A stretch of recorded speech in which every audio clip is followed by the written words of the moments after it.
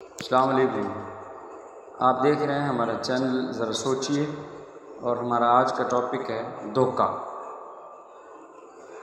ناظرین کرام، فریب صرف انسانوں میں نہیں بلکہ جانداروں میں ہر اس جگہ سامنے آتا ہے جہاں وسائل کم اور ان کے حصول کے لیے مقابلہ سخت۔ کیا آپ نے کبھی سنا ہے کہ ایک بل سے 2 مرتبہ نہیں ڈسا جانا چاہیے، یا آزمائے کو نہیں آزمانا چاہیے؟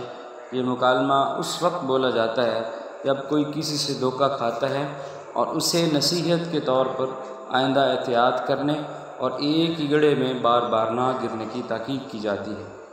لیکن بات یہ ہے کہ لوگ دھوکہ کیوں دیتے ہیں؟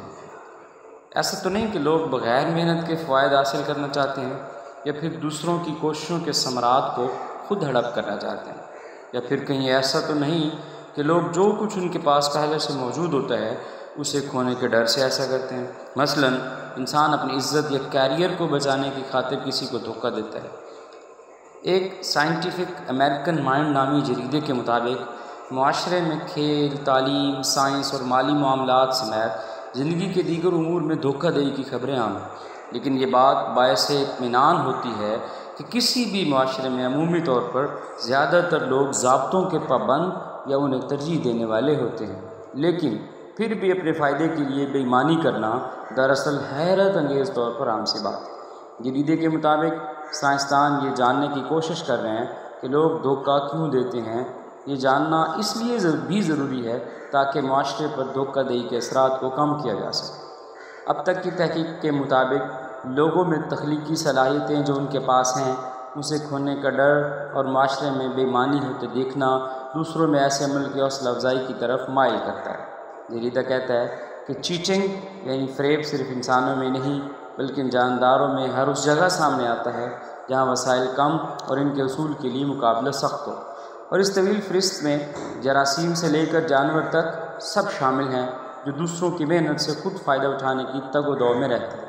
لیکن انسان جو کہ مخلوقات میں بہتر دماغی صلاحیت کا حامل ہے، افضل ہے، اشرف المخلوقات ہے، ان کی اس صلاحیت میں بہتری دوسروں کو دھوکہ دینے کی صلاحیت اور امکانات میں اضافے کا سبب ہوتی ہے۔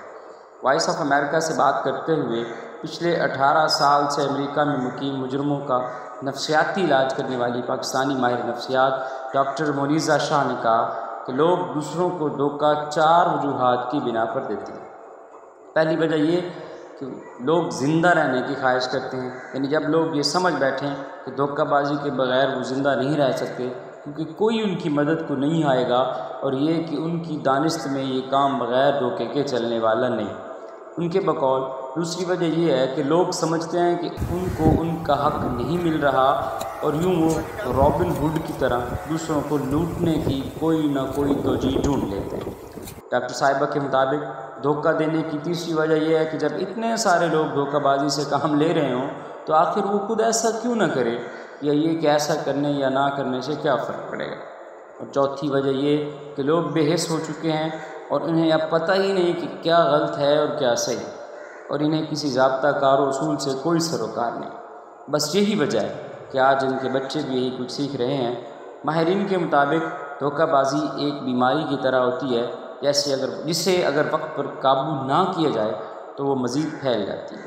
اس کی روک تھام میں انسانی ضمیر ایک اہم کردار ادا کرتا ہے، لیکن اگر لوگوں کو غلط کام کرنے پر شرمندہ کیا جائے تو وہ ایسے کاموں سے دور رہتے ہیں، اور ساتھ ہی ساتھ غلط کاموں پر سزا اور اچھے کاموں پر جزا کا رواج بھی مددگار و معاون ثابت ہوتا ہے۔ شکریہ۔